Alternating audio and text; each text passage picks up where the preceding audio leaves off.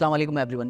पिछले 6 वीक से इंडेक्स ने कंसेक्यूटिवली एक बुलिश पैटर्न को फॉलो करा है और बुलिश कैंडलस्टिक्स पोस्ट करी हैं। अगर हम सीजनैलिटी के हिसाब से बात करना चाहें तो जुलाई का जो मंथ है, हम हिस्टोरिकली अगर इसका डेटा देखें तो वो बुल्स के लिए काफ़ी फेवरेबल मंथ रहा है। इसमें ज़्यादातर टाइम्स हमने देखा है कि जुलाई के मंथ में इंडेक्स की जो क्लोजिंग्स होती थी वो पॉजिटिव नोट्स के ऊपर होती थी और इस मरतबा भी इंडेक्स ने उस पैटर्न को ऑलमोस्ट फॉलो करा।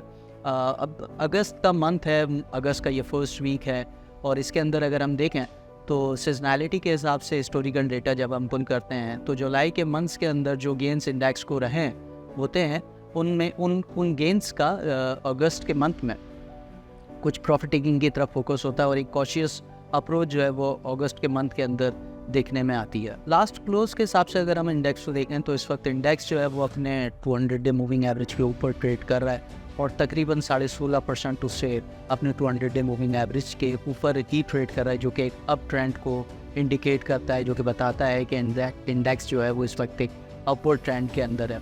साथ में अगर हम मोमेंटम ऑसिलेटर्स का इंडेक्स के ऊपर जायज़ा लें तो ये बात भी हमें मालूम होगी कि इंडेक्स की जो मोमेंटम ऑसिलेटर्स हैं वो इस वक्त एक ओवरबॉट रीडिंग्स को हाईलाइट कर रहे हैं और वो ओवरबॉट रीडिंग्स के अंदर यूजुअली जो है वो कुछ डिप्स भी आती हैं और करेक्टिव मूव्स भी एक्सपेक्ट करी जाती हैं, बिकॉज वो रीडिंग्स जो होती हैं वो थोड़ा सा अपने आप को ब्लॉक करती हैं और उसके बाद दोबारा से मोमेंटम को रीगेन कर लेती है।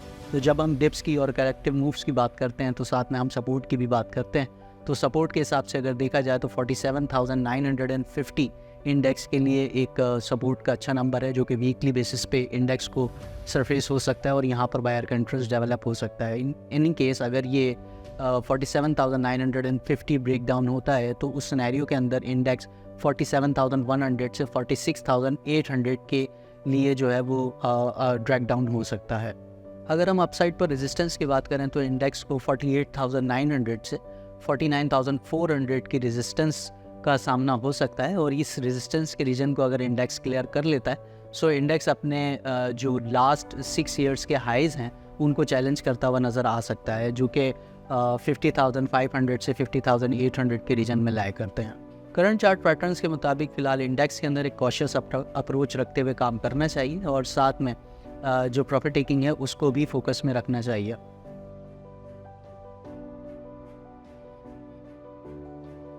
सेक्टोरल पिक्स के हवाले से अगर हम बात करना चाहें तो कमर्शियल बैंक्स के अंदर इस वक्त HBL और मिज़ान बैंक काफ़ी अट्रैक्टिव लग रहे हैं, इनके अंदर पोजीशंस को बनाया जा सकता है।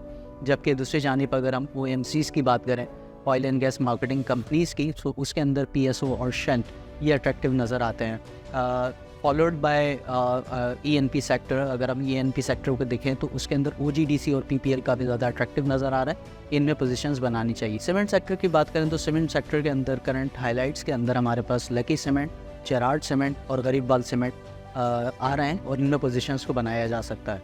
इस मार्केट की रैली के अंदर रिफाइनरी सेक्टर की परफॉर्मेंस काफ़ी अच्छी रही है। तो रिफाइनरी सेक्टर से अगर हम देखना चाहें तो अटक रिफाइनरी और PRL ये हमें बेहतर नज़र आते हैं। इनके अंदर हम डिप भी एक्सपेक्ट कर सकते हैं, लेकिन वो डिप को अपॉर्चुनिटी कंसीडर करना चाहिए और इनमें पोजीशंस बनानी चाहिए। टेक्नोलॉजिकल एंड कम्युनिकेशन सेक्टर से TRG, AVN, हम नेटवर्क और एयर लिंक हमें काफ़ी बेहतर नज़र आते हैं, इनमें पोजीशंस बनाई जा सकती हैं।